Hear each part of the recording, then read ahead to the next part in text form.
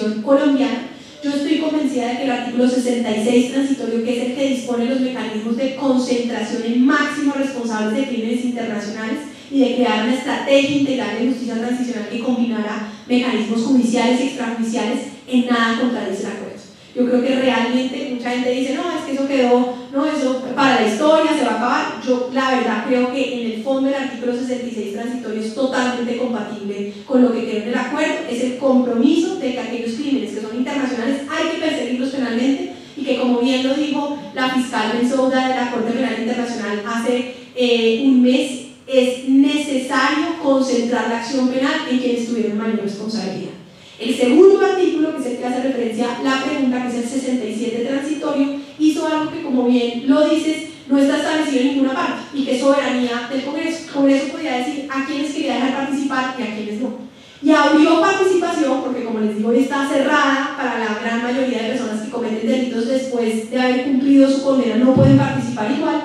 Pero el artículo 67 transitorio dijo, excepcionalmente, después de un proceso de paz, a la firma de un acuerdo, aquellas personas que no han cometido crímenes de lesa humanidad y genocidio, ojo que dejó por fuera crímenes de guerra, hoy bajo ese artículo quienes sean condenados por crímenes de guerra podrían participar, no así quienes han sido declarados como crímenes de lesa humanidad o genocidas no podrían participar en política. ¿Qué dijo la Corte Constitucional? El Congreso es libre de haber decidido dónde ponía la raya, y la podía poner aquí o la podía poner en otra parte, porque no existe una obligación internacional. Lo que sí es una obligación, dijo la Corte, es garantizar que no solo participa después de haber cumplido su pena. Entonces, del acuerdo se desprende que también personas que han sido condenadas como criminales de lesa humanidad puedan participar en política. Por lo tanto, el acuerdo, como bien lo dice el 36, implica una reforma constitucional al 67 transitorio.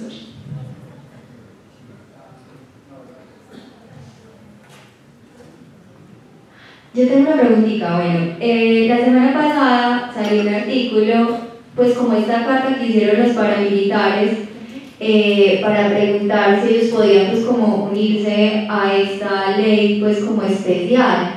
Ellos ya tienen una jurisdicción especial pues del gobierno anterior, entonces quisiera saber más o menos, pues no, en términos como más o menos qué pensás que puede pasar con esto, primero. Segundo, bueno, yo entiendo que los guerrilleros en estos lugares donde van a estar pues como pagando su condena, pues como este tiempo, van a estar haciendo una serie de trabajos en pro a las víctimas, en pro a la comunidad, y con el fin de hacer pues como sea que esa reparación. Pero entonces yo quisiera saber los altos mandos del ejército y los que están, digamos, pues como pagando esos crímenes de Estado, y que también se van a unir a esa, pues como a esa jurisdicción especial, pues como a ese tribunal especial, ¿qué van a hacer por las víctimas y qué van a hacer por la comunidad? Y tercero, bueno, ahorita que van a aparecer, digamos, como todas estas personas van a reinsertarse pues a la sociedad civil, entonces no sé si se ha pensado ya cuál va a ser el papel de las universidades, tanto públicas como privadas, en cuanto a jóvenes, en cuanto a niños que van a necesitar también recibir una serie de formaciones, pues, y no sé entonces qué se ha hablado ahí, ¿cierto? No sé, becas o programas especiales para que ellos puedan, digamos, como recibir todo ese proceso educativo que han dejado de recibir porque han estado, pues, como pues, por allá en el norte con las armas. Y la otra es, y la empresa privada que va a poner, ¿cierto? Todas muy relevantes. Entonces, sobre el tema del paramilitarismo, lo primero, diferenciar. El acuerdo del punto 5 estableció distintos niveles de compromiso frente al tema de excombatientes paramilitares. En materia de justicia, el acuerdo específicamente dice que a quienes ya se acogieron a la Ley de Justicia y Paz y a la Ley 1424 de Acuerdos por la Verdad no iban a entrar a la jurisdicción. ¿Por qué? Porque no íbamos a volver a iniciar procesos que ya llevan más de 10 años y que habría sido absurdo reempezar cuando ya el Estado pues, ha hecho todo un esfuerzo ya transicional de administrar justicia por estos delitos. Entonces lo que se estableció es que en materia de justicia quienes pueden entrar en el caso de paramilitares son quienes fueron financiadores o colaboradores del paramilitarismo que no entraron a justicia y paz. Entonces aquellas personas que en su momento no se declararon como miembros de los paramilitares pero los financiaban o los colaboraron pueden entrar aquí, bien porque los llamen, porque hayan sido máximos responsables de crímenes internacionales o porque voluntariamente quieran levantar la mano y reconocer responsabilidad para tener un tratamiento penal especial. Entonces, para el capítulo justicia, quienes entran son financiadores o colaboradores en todos los casos, pero en el caso de paramilitarismo no entran sino ellos, porque digamos los otros pues ya están en justicia y paz 1424. Para verdad y para reparación sí entran excombatientes paramilitares. Entonces, en la comisión de la verdad está específicamente dicho dentro del mandato que parte de su mandato es esclarecer y promover el reconocimiento del fenómeno paramilitar, que el gobierno asume un compromiso de fomentar la participación de excomandantes y excombatientes en general del paramilitarismo en la comisión de la verdad para que contribuyan al esclarecimiento. Lo mismo en reparaciones, que va a promover que en estos actos de contribución a la reparación de los que haces mención participen excombatientes también paramilitares y distintos sectores de la sociedad. Uno de los elementos que yo creo que va a tener que pasar, esto ya no es el acuerdo sino la especulación hacia adelante, es que el acuerdo sí dice que tenemos que poner en marcha reformas para el fortalecimiento de justicia y paz y 1424. Entonces, potencialmente uno puede imaginarse que para fomentar la participación en la Comisión de la Verdad y en las acciones de contribución a la reparación, pues haya de alguna manera una forma de vincular eso con el proceso de justicia y paz, como una condición de justicia y paz, o con el proceso de 1424 como una condición de 1424. Y que de alguna manera uno condicione los tratamientos especiales de justicia y paz y de 1424 a que la persona, si es llamada, vaya a la Comisión de la Verdad y que haya acciones de contribución a la reparación. Eso sobre paramilitarismo. Sobre el tema de sanciones de reparación, aplica también a miembros de fuerza pública. Específicamente el acuerdo establece un compromiso de que el gobierno tiene que poner en marcha cuáles van a ser los programas, porque el acuerdo en reparaciones es muy específico frente a los FARC en los temas de las acciones y obras. Dice que tendrá que llevar a cabo, como digo, en el marco de su programa de reincorporación de acciones de desminado, en fin. Y eso está seguido de un párrafo que dice que la fuerza pública, en particular agentes del Estado, pues gobierno, tendrá que diseñar programas en los cuales deben participar agentes del Estado. El Ministerio de Defensa, hasta donde yo conozco, viene trabajando en el diseño de cuáles serían esos programas. Lo que sí ya está establecido, no sé si vieron en las 297 páginas al final, está el anexo del borrador de la ley de amnistía. Y hay un capítulo frente a agentes del Estado específicamente y dice que esas sanciones se van a pagar en las unidades militares, pero que tiene que garantizar que puedan salir a llevar a cabo las acciones y obras de contribución a la reparación. No sé si eso significa que se nos está acabando el tiempo. Luego, frente al tema de las universidades, dos temas muy importantes. Lo primero, el acuerdo establece en materia de reincorporación la creación de un Consejo Nacional de Reincorporación que va a trazar las políticas y actividades concretas frente a temas como los que mencionas, educativos, pero otros también, atención psicosocial, educación para el trabajo, en fin. Entonces, en ese tema el acuerdo es menos detallado, porque un poco le botó la pelota a ese consejo que tendrá que diseñar esas políticas, pero yo comparto plenamente que, como dices, ahí habrá unos retos importantísimos, no solo, digamos, de educación, sino de incorporación de ellos en un ambiente en el cual, ¿cómo es que vamos a poder, no sé si la palabra es reconciliarnos o por lo menos trabajar conjuntamente en un mismo espacio educativo? El acuerdo ahí es, digamos, general, mandó un poco la pelota hacia adelante a ese consejo de reincorporación. Yo sí creo, este es el segundo tema que quería mencionar, que creo que puede ayudar a eso, en donde como país deberíamos empezar a pensar en los rurales de todas las carreras para construcción de paz, en donde así como yo soy abogada, así como los abogados hacemos consultorio jurídico, así como los médicos hacen rural, se vuelva para todas las carreras un rural de construcción de paz, en donde desde las distintas disciplinas estemos obligados en el último año a ir a construir paz y a participar en la implementación de los acuerdos en las zonas más afectadas por el conflicto armado. Yo realmente creo que eso no solo nos ayudaría a empezar a conocer esa otra Colombia y a aportar algo a la construcción de paz, sino que realmente creo que ahí empezaríamos a ver menos a la guerrilla y a los excombatientes como los que van a llegar a nuestros entornos y más a pensarnos nosotros cómo es que vamos a llegar allá, que yo creo que es fundamental. Y luego en materia de empresa, también hay elementos de eso. Yo trabajo menos en ese tema, pero la gente que conozco que más trabaja ese tema viene diciendo cosas muy importantes. Alexandra Guáqueta, por ejemplo, que no sé si conocen, que es quien ha liderado en Colombia la adopción de los principios voluntarios para las empresas en materia de derechos humanos. Ella dice algo que es muy poderoso: las empresas colombianas tienen que dejar de pensarse en términos de cuántos guerrilleros van a emplear, porque no es una lógica de empleabilidad. De hecho, como les digo, ya la guerrilla está montada es más bien en ser competencia, en cómo ellos van a montar empresa, en cómo van a ser ellos unas cooperativas productivas. La pregunta es, cómo en esas zonas más afectadas por el conflicto vamos todos, incluyendo la empresa, a generar condiciones de bienestar para toda esa comunidad, en donde no simplemente sean lógicas extractivas, sino que realmente, digamos, devuelvan a la comunidad para que haya mayor bienestar. Pero hay mucha gente haciendo cosas interesantes, está trabajando, hay un boletín muy bueno que les recomiendo leer para ese tema que se llama Efecto Paz, que está trabajando con las empresas sobre cuáles son los beneficios y oportunidades para las empresas y para el sector privado. Hay toda una iniciativa de la Fundación Ideas para la Paz que está trabajando también en los retos frente a las empresas, y está aquí en Medellín Pro Antioquia trabajando con EAFIT en los temas de los retos para las empresas en construcción de paz.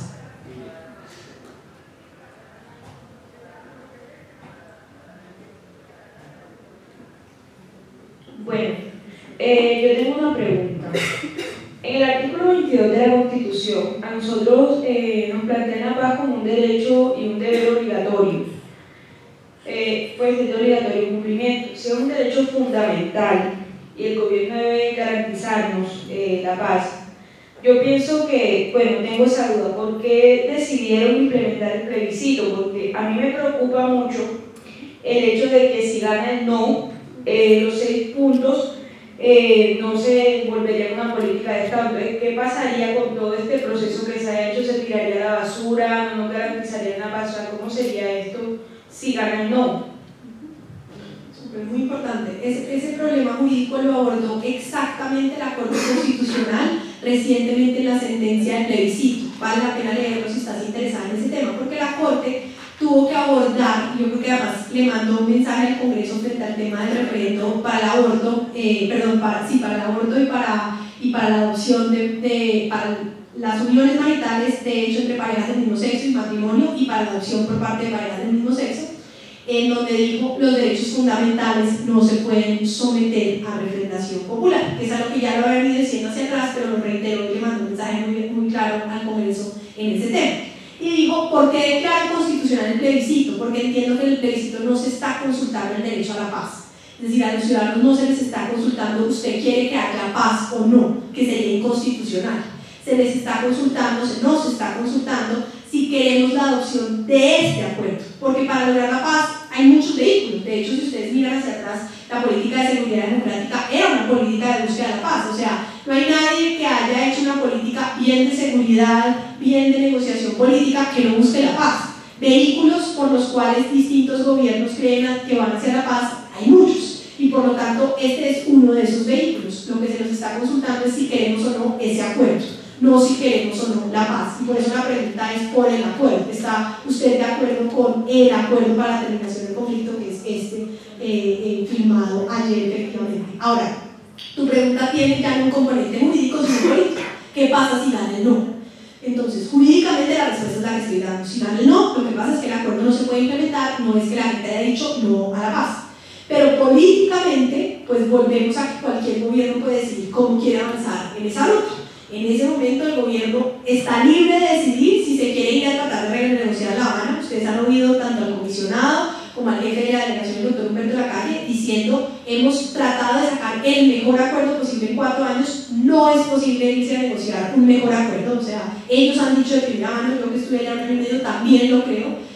Cuando uno está escribiendo uno solo su acuerdo perfecto, pues por supuesto que quedaría distinto, posiblemente sería mucho más corto, mucho mejor escrito, más sencillo, posiblemente habríamos sido más detallados en la entrega de bienes por ellos, posiblemente habríamos querido que todo el mundo fuera al menos a 5 a 8 años de cárcel ordinaria, pura y dura, pero eso no es posible porque uno está negociando con una contraparte. Uno puede decirle, pues lo que le tengo, y la contraparte puede decir, pues entonces no dejo las armas y no me reincorporo. Y ahí es donde uno tiene que tomar la decisión, y nosotros como colombianos tenemos que tomar la decisión de si en ese balance, a pesar de que haya cosas que hubiéramos querido distintos, si en ese balance estamos dispuestos a votar. Entonces, políticamente yo creo que volverse a tratar de renegociar creo que es inviable. A mí me pareció muy persuasiva la columna de Héctor Rivero, no sé si la leyeron, en la que él muestra que el escenario, digamos que resulta de eso, es una constituyente. Yo creo, como él, que ese sería el escenario.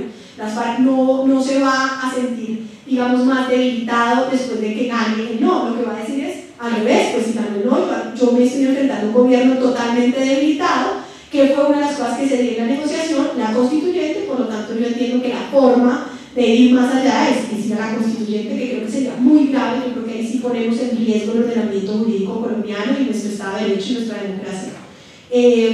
Pero el presidente lo ha dicho, él es libre de tomar la decisión de que él arreciaría para llevarlos a una negociación en la que estén en peor condiciones, y que él sería a una guerra más dura para seguirlos presionando hasta que estén aún más debilitados y entonces sean mayores condiciones. De ahí que el presidente podría ir a arreciarse la guerra, claro que sí podría, y que es lo que él ha dicho, él diría: yo no voy a renegociar nada, si gana el no, pues me voy a pelear una guerra más dura, porque entiendo que los ciudadanos lo que quieren es ver a la guerrilla aún más debilitada, y si eso es, pues me voy a una guerra más dura. Pero esa ya es una decisión política que tiene el presidente de la República por constitución, que es quien es jefe del orden público y puede decidir cuál es el camino que quiere, por el cual quiere llevarnos.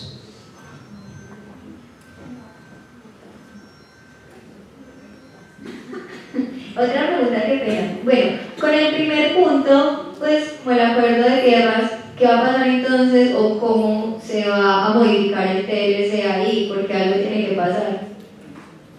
¿Por qué? ¿Qué te preocupa específicamente del TLC? No, pues como que, ¿qué va a pasar entonces con los productos que van a, o sea, que se va, digamos, como a fortalecer tanto la tierra, que entonces va a ser entonces una decisión también de, o sea, de la comunidad, de la sociedad, ¿cierto? O sea, ¿qué compro, qué consumo? O va a haber un fortalecimiento también por parte, digamos, de los productos que van a salir de ahí, ¿cierto? Pues de esos campesinos que van a volver a las tierras y que van a poder sacar sus propios productos. Nosotros en el acuerdo fuimos muy cuidadosos en que no íbamos a negociar con la guerrilla los TLC.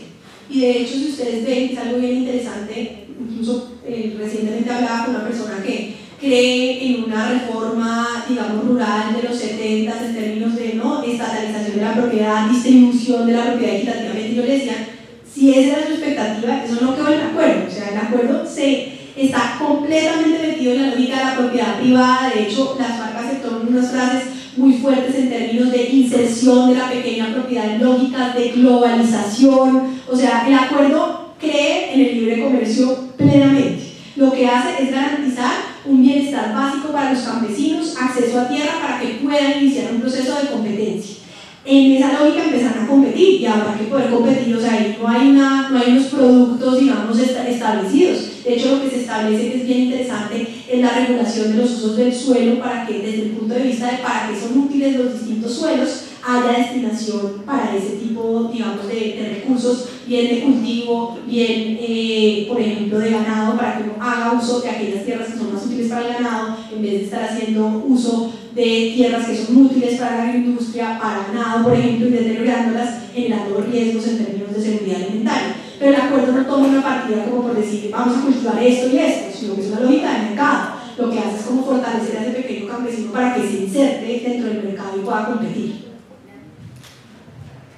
Qué pena, yo quisiera preguntar una cosita más en una discusión que se va a someter también la semana entrante. Existe la discusión de la amplia amnistía y la discusión de los delitos conexos. De eso sabemos muy poco. Claramente, pues jurídicamente no está estipulado cuáles son los delitos conexos directamente, pues uno piensa en el homicidio en el marco del conflicto, otras cosas, pero la situación específica que hay para ahora, lo que significaría la retención de prisioneros de guerra, lo que llaman, y el narcotráfico utilizado para temas de sostenimiento del conflicto. ¿Eso en qué está?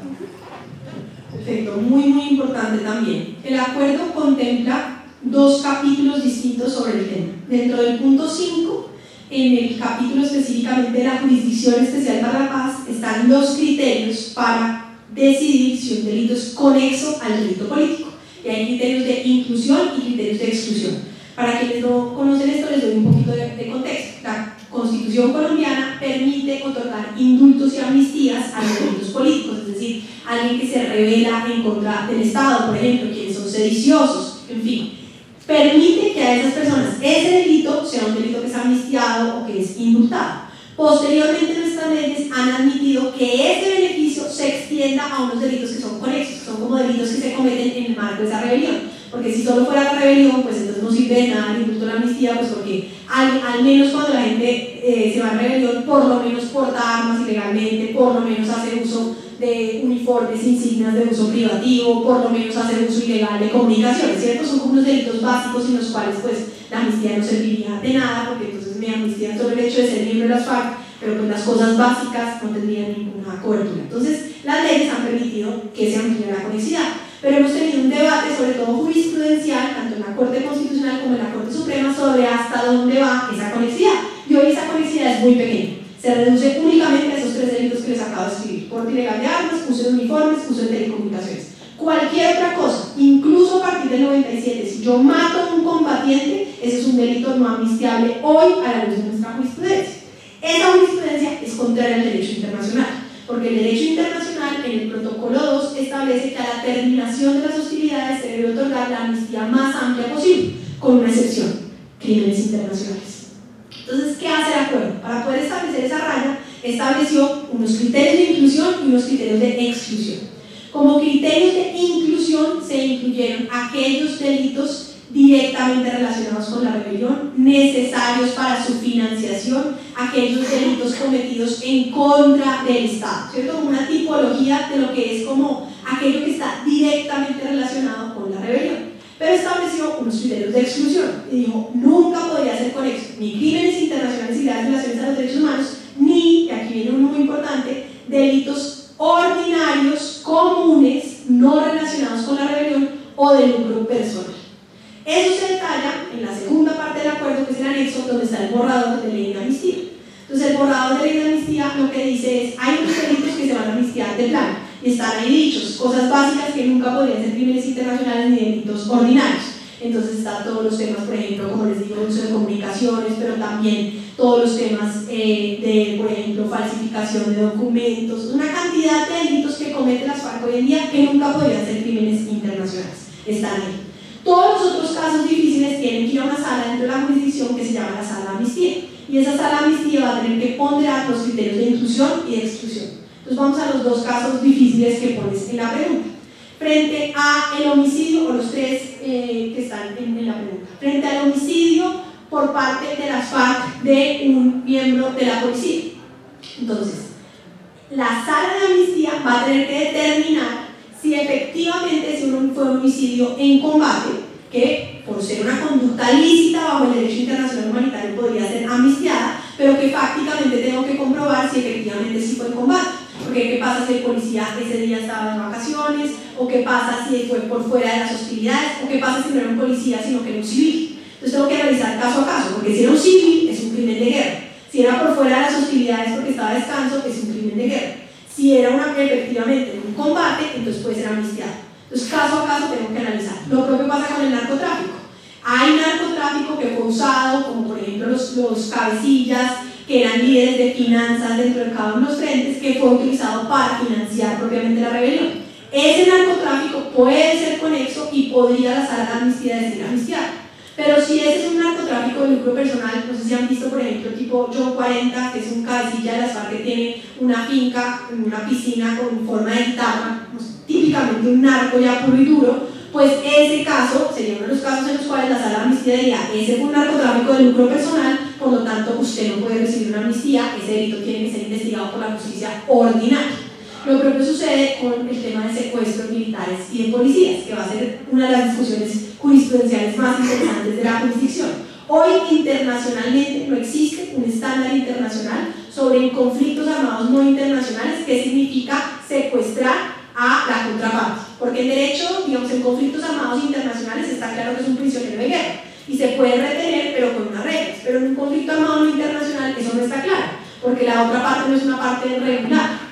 Entonces la jurisdicción va a tener que analizar si había posibilidad de tener algunas retenciones, o digamos lo que en el acuerdo se establece como la posibilidad de establecer unas restricciones de libertad de otros combatientes, si eso era lícito y por lo tanto relacionado con la rebelión, y va a decir si puede ser, digamos, amnistiado, o si resulta que fue una privación de la libertad tan grave que como crimen internacional de violación no podría ser amnistiado. Eso frente al caso de secuestros de militares y policías. En el caso de secuestros de civiles está claro que es cuando menos un crimen internacional, un crimen de guerra, sino también un crimen de lesa humanidad. Entonces, caso a caso, en esos casos difíciles, la sala de amnistía va a tener que decidir.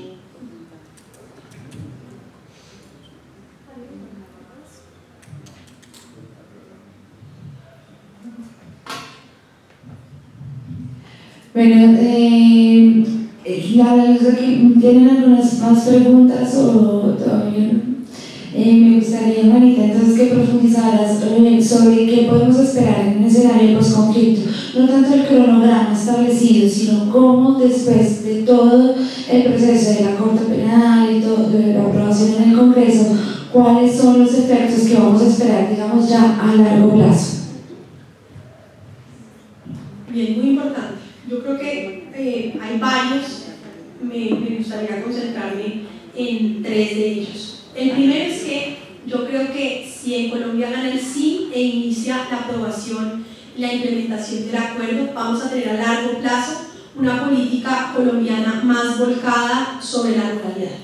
Es decir, una Colombia en donde al nivel de las discusiones que estamos teniendo hoy, por ejemplo en Bogotá, sobre si metro o no metro, o al nivel de las discusiones que se están teniendo sobre mayores mecanismos de acceso a educación o sobre discusiones en materia de movilidad, tengamos discusiones serias sobre cómo garantizar derechos básicos en la ruralidad, y en donde no podamos seguir discutiendo únicamente en términos de lo que esto significa para las ciudades, sino que nos tomemos en serio pensar en esa Colombia más rural. Insisto, describía este tema como del rural que tengamos que hacer todos cuando nos graduamos de las universidades como uno de esos mecanismos, pero no el único. Empezar a pensarse en Colombia en general, mucho más articulada con todas esas zonas y no simplemente desde las ciudades. Yo creo que un énfasis muy importante en la ruralidad, que le quite peso a la centralidad en las discusiones únicamente en las ciudades en Colombia. Ese sería el primero. El segundo, yo sí creo que el acuerdo tiene el potencial de cambiar la política colombiana, pero depende mucho de nosotros. Creo que en la medida en la que nos tomemos en serio que hay toda una serie de mecanismos de participación, la política deja de ser lo que hacen los otros, lo que hacen esos que son los corruptos, esos que se meten en ese tema, ¿no? Porque son los que van y se van a robar, y más lo que es lo de todos, y que a nivel más básico empecemos a pensar cómo es que nos organizamos, cuáles son nuestras prioridades en la localidad, y que eso se vuelva algo de lo cual somos partícipes. La forma, digamos, de acabar con la corrupción, de acabar con el clientelismo, no es tumbándolos o no, o sea, no es acabar con ellos, es que nos apropiemos como ciudadanos de ese poder y nosotros mismos seamos los que participemos de esas decisiones. Y el acuerdo tiene totalmente esa potencialidad, no solo por los mecanismos participativos para la toma de decisiones, sino porque al entrar este acuerdo en el bloque de constitucionalidad será exigible por todos nosotros y todos podremos volvernos veedores de que eso efectivamente se cumple y participar en su ejecución. Luego, yo sí creo que el tercero, y que será quizás el mayor reto, se viene para Colombia un proceso, yo no llego tan lejos como de reconciliación, pero sí de convivencia pacífica en términos de reconocer al otro, de reconocernos en la diferencia, de empezar a poder convivir pacíficamente sin matarnos por las distintas ideas, en donde esa polarización que hoy está reflejada en la elección presidencial anterior, mitad y mitad, hoy entre quienes votemos a favor del sí o a favor del no, empezar a pensar que podemos convivir pacíficamente en sociedad entre nosotros, ya que todas esas ideas, por más radicales que sean, si vamos a poderlas discutir sin matarnos, tenemos que poder, tienen que poder hacer parte de la democracia. Entonces yo creo un proceso mucho más amplio de apertura a unas ideas que podemos no siempre compartir, pero que tienen que poderse debatir en democracia. Creo que son algunos de lo que viene para nosotros. Muchas gracias a todos por venir, los esperamos ahorita a la 1 de la tarde, vamos a continuar con Juanita y vamos a profundizar en temas de justicia transicional y el marco jurídico para la pasaría.